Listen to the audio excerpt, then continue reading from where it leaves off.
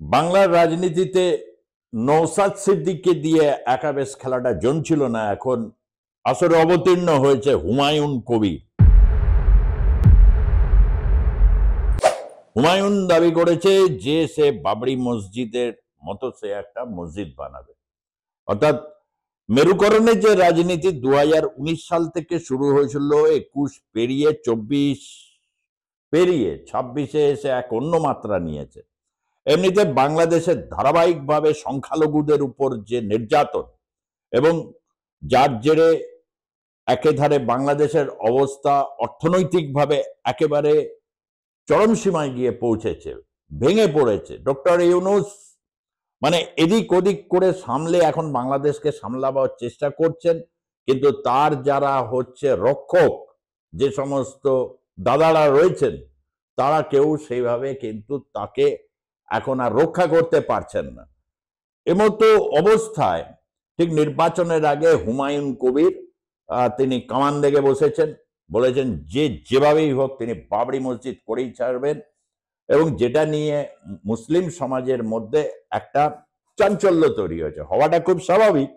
তার কারণ হচ্ছে 1993 সালে বাবরি মসজিদ সেখানে ধূলিসাৎ হওয়ার পর এবং রাম মন্দির আন্দোলন গোটা উপমহাদেশে যে রাজনৈতিক চালচিত্র সম্পূর্ণ বদলে দিয়েছে, এবং বিভিন্ন দেশে, সে পাকিস্তান, বাংলাদেশ, ভারত, উভয় দেশগুলোতে সংখ্যালঘুদের উপর চাপ এবং নির্যাতন বেড়েছে।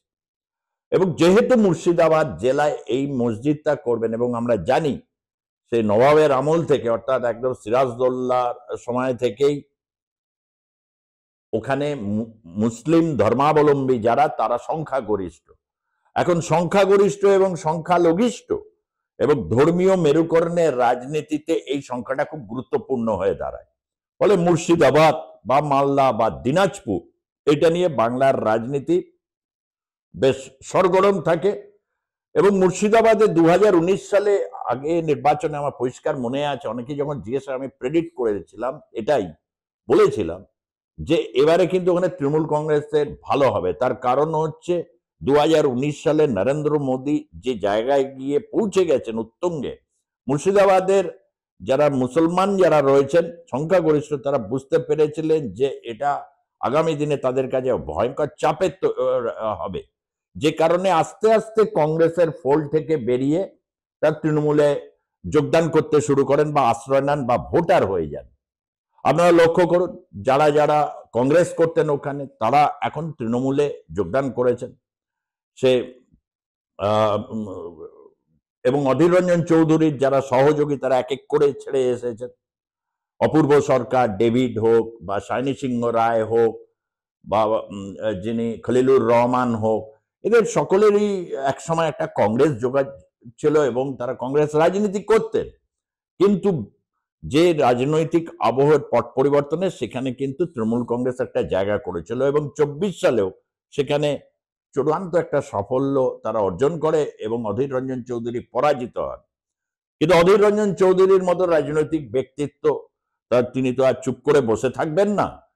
তিনি যথেষ্ট ভাবে এর একটা ক্রিয়ার প্রতিক্রিয়া হিসাবে তিনি যে পরিস্থিতি তৃণমূল কংগ্রেসের জন্য অসহনীয় করে তুলবেন, এটা তৃণমূল কংগ্রেসের বোঝা উচিত। রাজনৈতিকভাবে অধীর রঞ্জন চৌধুরীর যে যোগ্যতা বা মেধা রয়েছে, বিশেষ করে মুর্শিদাবাদ জেলায় তার যা প্রভাব রয়েছে, সেই প্রভাব থাকবে। এবং দেখা যাচ্ছে হুমায়ুন কবির একদা, যিনি অধীরের বাবুর সাথে অত্যন্ত ঘনিষ্ঠ ছিলেন, পরবর্তী ক্ষেত্রে অধীর বিরোধী হয়েছেন, তৃণমূল কংগ্রেসে এসে তিনি ভেবেছিলেন তিনি মুর্শিদাবাদের প্রধান নেতা হয়ে উঠবেন, মানে তৃণমূল কংগ্রেসের মুখ হয়ে উঠবেন। কিন্তু যার মুখের উপর কোনো লাগাম নেই, সবসময় মন খুব বিক্ষিপ্ত হয়ে থাকে, এবং যিনি এমন ভুং ভাং মন্তব্য করতে যিনি একেবারে ওস্তাদ হয়ে উঠেছেন, তাকে যে কোনো রাজনৈতিক দলে কঠিন পরিস্থিতিতে তাকে হজম করবে কি করে, সেই জন্য তাকে ছেড়ে দিয়েছে ময়দানে, এবং তিনি ময়দানে দাপিয়ে বেড়াচ্ছেন এবং বিভিন্ন ক্ষেত্রে তার অনুগামীদের করছেন, গরম গরম লেকচার দিচ্ছেন। এটা এখন হুমায়ুনের রাজনৈতিক পরিস্থিতি। এবং তার যে চিৎকারে এবং বিহারে MIM সাফল্য পাওয়ার পর অনেকটা নৌসাদ সিদ্দিকী বা ইন্ডিয়ান সেকুলার ফ্রন্ট অনেকটাই ম্রিয়মাণ, যেটা দেখা গেছিল 2021 এবং 24 সালের নির্বাচনেও। এবং সেটা বাংলার রাজনীতিতে আলাদা কোনো এরকম ধর্মীয় দল করে রাজনীতিতে টিকে থাকা অত্যন্ত কঠিন। তার কারণ মমতা বন্দ্যোপাধ্যায় হোক বা অতীতে উত্তরপ্রদেশে মুলায়ম সিং যাদবই হোক, তারা কিন্তু রাজনৈতিক দল তৈরি করতে দেননি। এই যদি তারা সহাবস্থানের মাধ্যমে যদি হিসেব দর কষাকষি করে আদায় করতে পারেন তাহলে ভালো, নচেত কিন্তু জীবিত যতদিন রয়েছেন মমতা বন্দ্যোপাধ্যায় বা রয়েছেন, এইরকম দল করে রাজনৈতিক সাফল্য পাওয়া খুব কঠিন। না হলে এইসব দলগুলো কি করে, অন্য কোনো রাজনৈতিক দলের হয়ে মাহেন্দারি করে, ঠিক যেরকম আইএসএফ বাম এবং কংগ্রেসের মাহেন্দারি করতে গেছিল। তা হুমায়ুন কবির কি এরকমই কিছু পরিকল্পনা নিয়ে এগোচ্ছেন? আর যা যা সংবাদ পাচ্ছি তাতে এরকম একটা ধারণা তৈরি করা খুব একটা অস্বাভাবিক নয়।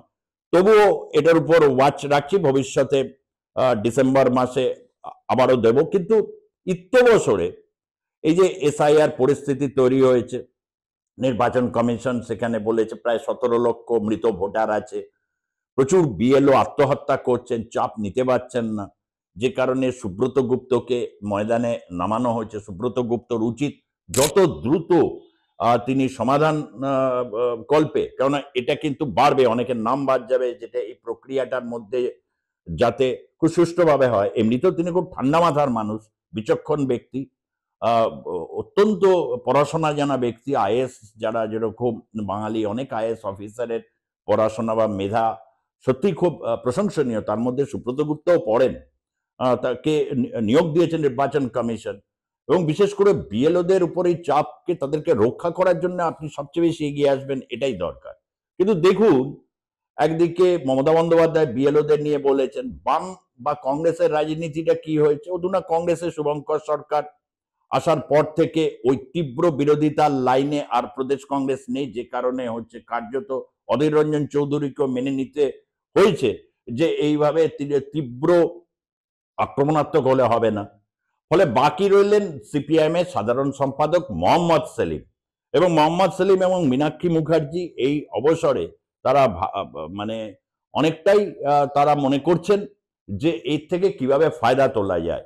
কখনো জোট রাজনীতি করেছেন, কখনো হচ্ছে তারা চেষ্টা করছেন যে বিভিন্নভাবে গণ আন্দোলন তৈরি করার, কিন্তু গণ আন্দোলন সিপিআইএম এর বিরোধী অবস্থায় প্রায় নয় করে অনেক বছর বিরোধী হয়ে গেল, তারা কিন্তু গণ আন্দোলন একটিও তৈরি করতে পারেনি, যে কারণে তাদের অবস্থান এখন শূন্যে। তার কারণ গণ আন্দোলন করতে গেলে নেতাদের হচ্ছে ব্যাপক ত্যাগ স্বীকার করতে হয়, তাদের ত্যাগ স্বীকার এতটাই করতে হবে যে কর্মীরা তাতে উদ্বুদ্ধ হয়।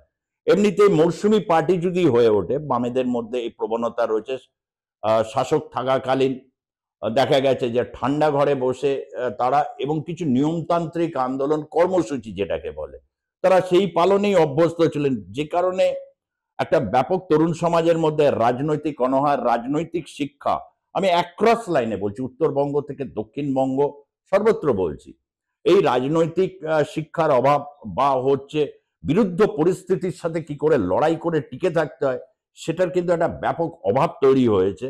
তার কারণ হচ্ছে যারা শাসক ছিলেন বা আন্দোলন করে ক্ষমতায় এসেছেন তারাই তো আন্দোলন বিমুখ। এমনিতেই পুজোর পর একটু ওয়েদার যখন ঠান্ডা হয় তখন অনেকে নামে, এটাকেই হচ্ছে মরশুমি পার্টির লক্ষণ বলা হয়।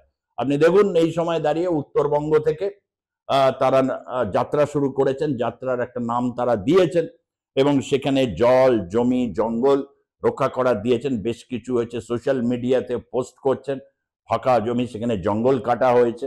এটা ঠিক কথা যে ব্যাপক জনসংখ্যা যে রাজ্যে বাড়তে থাকবে, আমি বারবার ডেমোগ্রাফিক এবং হচ্ছে পপুলেশন ম্যানেজমেন্টের উপর কথাগুলো বলি, এই কারণেই বলি, এবং এক কথা বারবার আগামী দিনেও বলবো, এবং যখন আমরা বলবো তখন অনেকেই ট্রোল করবেন বা অনেক বিরূপ মন্তব্যও করতে পারেন, তাতে কিছু যায় আসে না। কিন্তু তারপর দেখবেন রাজনৈতিক দল, বিশেষ করে বামেরা বা হচ্ছে তারা এইগুলোকে নিয়ে আন্দোলন করেন, তখন অনেক দেরি হয়ে যায়। যে কোনো ক্ষেত্রে একটা ইনিশিয়েশন কোথায় সেটা নেই। উত্তরবঙ্গে এরকম জঙ্গল কাটা হচ্ছে, এমনকি জঙ্গলমহলে বিভিন্ন জায়গায় একেবারে জঙ্গলগুলোর একটা বিস্তীর্ণ অংশ ন্যাড়া হয়ে গেছে, এটা সত্য। এবং জমি থেকে শুরু করে জল এবং জঙ্গল তার অধিকার হারাচ্ছেন স্থানীয় বাসিন্দারা, কোনো জায়গায় আদিবাসীরা, কোনো জায়গায় হচ্ছে রাজবংশীরা, কোনো জায়গায় হচ্ছে স্থানীয় এমনি যারা রয়েছেন। ফলে বাংলার রাজনীতিতে জায়গা করতে হলে এই জায়গাটাকে কি গুরুত্বের সাথে বুঝতে হবে। চেষ্টা করতে শুরু করেছে সিপিআইএম, নির্বাচনও আসছে এবং এই নির্বাচনে সিপিআইএম খুব বিলক্ষণ একটা জিনিস বুঝতে পারছে যে তৃণমূল কংগ্রেস যদি তারা একটা চাপের মধ্যে থাকে এবং হচ্ছে তাদেরকে প্রধান শত্রু হিসেবে তারা চিহ্নিত করে, তাহলে কিন্তু এই যে বিপদটা আসবে সেখানে কংগ্রেস অনেকটা কিন্তু তাদের পাশে এসে দাঁড়াবে। ক্রমশ সে সম্ভাবনা উজ্জ্বল হচ্ছে এবং রাহুল গান্ধী থেকে শুরু করে যারা রয়েছেন এবং মল্লিকার্জুন খার্গে, তারা কিন্তু চাইছেন না একেবারেই হচ্ছে তীব্র মমতা বিরোধী লাইন কংগ্রেস নিক এবং আগামী দিনে প্রদেশ কংগ্রেস অন্তত শুভঙ্কর সরকার সভাপতিত্ব থাকাকালীন এই বিষয়টি যে হবে না এটা বলা যায়। ফলে বামেদেরকে এককভাবে লড়াই আন্দোলনকে গড়ে তুলতে গেলে একটা বৃহৎ বামপন্থী যে ঐক্যের প্রয়োজন হবে সেটা মুখে বললে হবে না, কার্যতটা করে দেখাতে হবে। তাহলে কিন্তু তাদের যে নির্বাচনী সাফল্য আসলেও আসতে পারে। আজ এই পর্যন্তই থাকছি। এই ভিডিওটি ভালো লাগলে শেয়ার করবেন, লাইক করবেন এবং অবশ্যই চ্যানেলটি সাবস্ক্রাইব করবেন। ধন্যবাদ।